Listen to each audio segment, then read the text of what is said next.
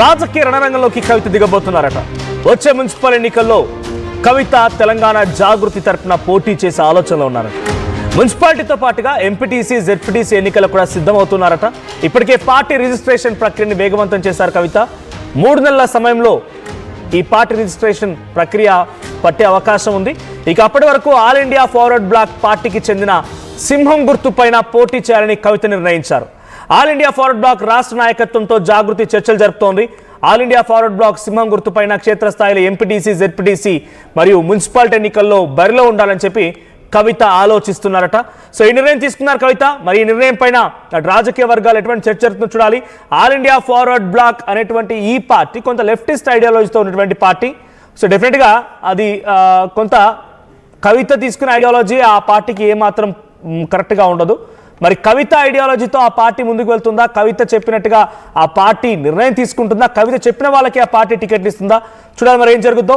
So మొత్తంగా All India forward black party సింహం గుర్తుకు ఎవరైతే చాలా మంది ఉత్కంఠగా ఎదురు చూస్తున్నారో, మున్సిపాలిటీ ఎన్నికల్లో కాంగ్రెస్, బీజేపీ, బీఆర్ఎస్ రెబల్స్ గా ఉన్నవారు ఈ పార్టీని ఒక ఆప్షన్గా, ఒక అవకాశంగా చూస్తూ ఉంటారో వారందరికీ ఇప్పుడు కవితే ఒక నాయకురాలు కాబోతున్నారా? ఆ పార్టీని కవిత ఇప్పుడు కొంత వాళ్ళతో సమన్వయం జరిపి వాళ్ళతో సఖ్యత కుదుర్చుకొని ఆవిడ టికెట్లు ఇష్యూ చేయబోతున్నారా?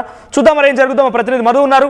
ఎస్ మధు, ఏం జరగబోతోంది? All India forward black party గతంలో 2 ఎమ్మెల్యేలు గెలిచింది 2018లో.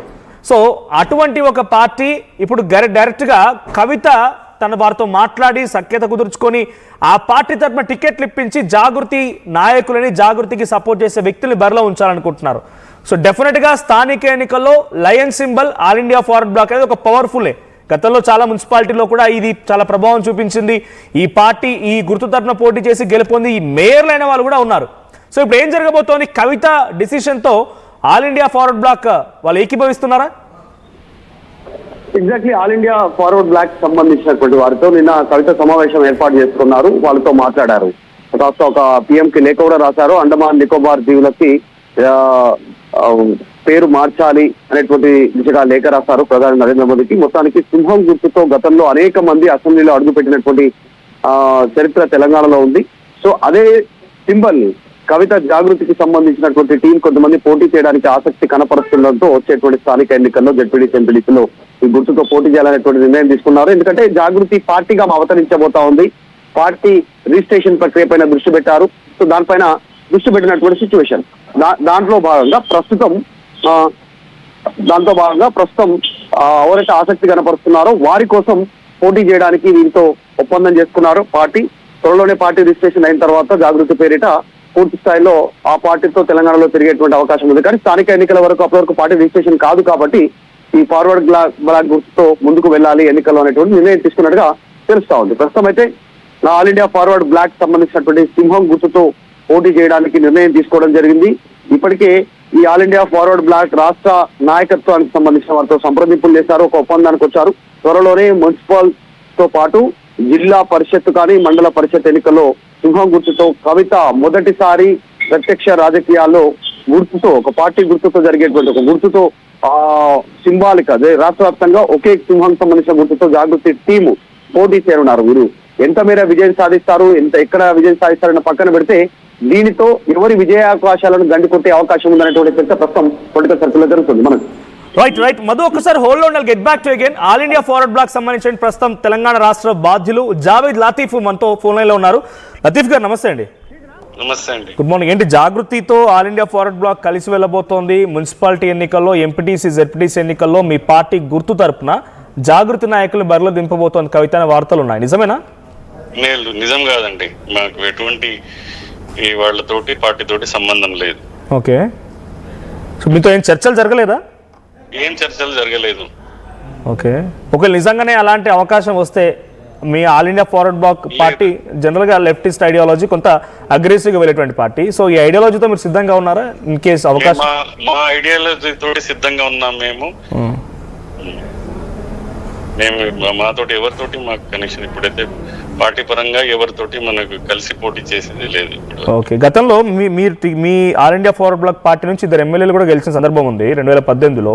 చాలా మున్సిపాలిటీలో ఎంపీటీసీలో మీరు చాలా ప్రభావం చూపించారు. మీ పార్టీ గుర్తుపైన గెలిచి మేయర్లు అయిన వాళ్ళు కూడా ఉన్నారు, మేయర్లుగా చైర్పర్సన్గా అయిన వారు కూడా ఉన్నారు. సో అదొక అవకాశంగా తీసుకొని జాగృతి పార్టీగా అవతరించడానికి 3 నెలల సమయం పడుతుంది. ఆలోగా మున్సిపల్ ఎన్నికలు ఉన్నాయి కాబట్టి ఆ మున్సిపాలిటీ ఎన్నికల్లో మీతో కలిసి నడవాలన్న ఆలోచన కవిత చేస్తున్నట్టుగా వార్త ప్రచారంలో ఉంది. అది మాకైతే తెలియదండి. మేమైతే వాళ్ళతోటి కలిసి వెళ్ళే ఛాన్సే లేదు. Okay okay, that is decided. Okay, if it all any chance comes మీరు వెళ్ళడానికి సిద్ధంగా లేదు? No chance, there is no chance. Right, thank you Latif garu. So Latif garu, so All India forward Bloc ప్రస్తుతానికి ఆయన తెలంగాణ రాష్ట్ర ఇన్ఛార్జిగా బాధ్యులుగా ఉన్నారు ఆయన. సో ఆయన చెప్తున్న మాట ఏంటంటే డైరెక్ట్గా ఎటువంటి చర్చలు జరగలేదు, ఏ రాజకీయ చర్చకు తావులేదు. అట్ ది సేమ్ టైం ఒక అవకాశం వచ్చినా మేము తీసుకోము, మా ఐడియాలజీ వేరు, మా సిద్ధాంతం వేరు.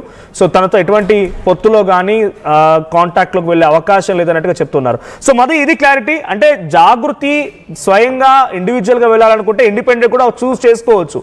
కానీ ఒక national party, political party, national పార్టీగా రికగ్నైజ్ అయినటువంటి పార్టీతో లింకప్ చేయాలంటే అది ఏ స్థాయిలో ఉన్నా, ఎటువంటి స్థితిగతులు ఉన్నా కూడా పార్టీ పొత్తు పెట్టుకోవడానికి సిద్ధంగా ఉండదు కదా సహజంగా. సో జాగృతి నాయకురాలు కవిత ఏం చేయబోతున్నారు మరి? ఎగ్జాక్ట్, అంటే నిన్న already All India forward black సంబంధించినటువంటి వారితో భేటీ అయ్యారు, అధ్యక్షులతో దానికి సంబంధించినటువంటి నేషనల్ ఎగ్జిక్యూటివ్ మెంబర్ తో భేటీ అయ్యారు. నిన్న జాగృతి ఆఫీస్ లో సమావేశం జరిగింది. అక్కడ వారితో సంప్రదింపులు చేశారు. కవిత వీరితో కొన్ని రోజులు ట్రావెల్ చేయాలనేటువంటి స్థానిక సంస్థల ఎన్నికలకు సంబంధించినటువంటిది నిర్ణయం తీసుకున్నారు. ఎందుకంటే జాగృతిలో చాలా మంది పోటీ చేయాలనేటువంటి ఆసక్తి పరులు ఉండడం సాధారణంగా రాజకీయాల్లో నేషనల్ లెవెల్లో జరుగుతుందా? అంటే ఆల్ ఇండియా ఫార్వర్డ్ బ్లాక్ రాష్ట్ర స్థాయి నేతలతో కాదు, జాతీయ స్థాయి నేతలతో చర్చలు జరుగుతున్నాయా? తెలంగాణ రాష్ట్రానికి సంబంధించినటువంటి, అంటే ఇక్కడ ఎలాంటి అఫీషియల్ టైఅప్ లేదు. కానీ జాగృతి నుంచి పోటీ చేయాలనుకుంటున్నటువంటి వారు ఎవరైతే ఉన్నారో, రాజకీయాల్లో ఆసక్తి ఉన్నారో, వారు ఆల్ ఇండియా ఫార్వర్డ్ బ్లాక్ తో ముందుకు వెళ్లాలనుకుంటున్నారు. ప్రాథమిక ఒప్పందం కుదిరింది. అందులో భాగంగానే కవిత వీరితో సంప్రదింపులు చేశారు. నిన్న ఒక సూత్రప్రాయ నిర్ణయానికి వచ్చారు. మున్సిపల్ తో పాటు జిల్లా పరిషత్ మండల ఎన్నికల్లో పోటీ చేయనున్నట్టుగా తెలుస్తోంది. ఎందుకంటే సింబాలిక్ సింగిల్ గుర్తు ఉంటుంది. ఇండిపెండెంట్ గా పోటీ చేస్తే ఒక్కొక్కరికి ఒక్కో చోట ఒక్కో గుర్తు వచ్చే అవకాశం ఉంది. అట్లా కాకుండా కవిత మున్సిపల్స్ లో కానీ జెడ్పీటీసీ ఎంపీటీసీ లో ప్రచారం చేయాలనుకుంటే వారి అభ్యర్థుల తరఫున, అంటే రాష్ట్ర వ్యాప్తంగా పోటీ చేయకపోవచ్చు, బలంగా పోటీ ఇవ్వగలుగుతాము, నిలబడగలుగుతాం అనుకున్న ప్లేస్ తో పోటీ చేస్తారు. కాబట్టి సింగిల్ గుర్తు పైన ప్రచారం చేయడానికి అవకాశం ఉంటుంది. కవిత ఇదే గుర్తుని ఎక్కువ ఎత్తున ప్రచారంలో భాగంగా ఉపయోగించే అవకాశం ఉంది. దానికోసం చర్చ చేస్తా ఉన్నారు. కానీ ఈ ఆల్ ఇండియా ఫార్వర్డ్ బ్లాక్ నుంచి ఇంకా అఫీషియల్ గా అయితే ఇలాంటి ప్రకటన లేదు. నిన్న సాధారణంగా సంప్రదింపులు జరిగాయి. కవితతో వాళ్ళు కలిసి మాట్లాడారు. నిన్న ఇన్ జనరల్ గా మున్సిపాలిటీ ఎన్నికలంటే, స్థానిక సంస్థల ఎన్నికలంటే అటు ప్రభుత్వాలు ప్రతిపక్షాలు చాలా సీరియస్ గా ఉంటూ ఉంటాయి. ఎలాగైనా సరే క్షేత్రస్థాయి నుంచి ఓటర్లని ప్రభావితం చేసేటువంటి విషయంలో ఎమ్మెల్యే ఎంపీ ఎలక్షన్స్ కంటే కూడా ఎక్కువగా స్థానిక సంస్థల ఎన్నికల్లో అటు వ్యక్తిగతంగా, ఆ తర్వాత ఇటు పార్టీలో కూడా చాలా ముఖ్యం.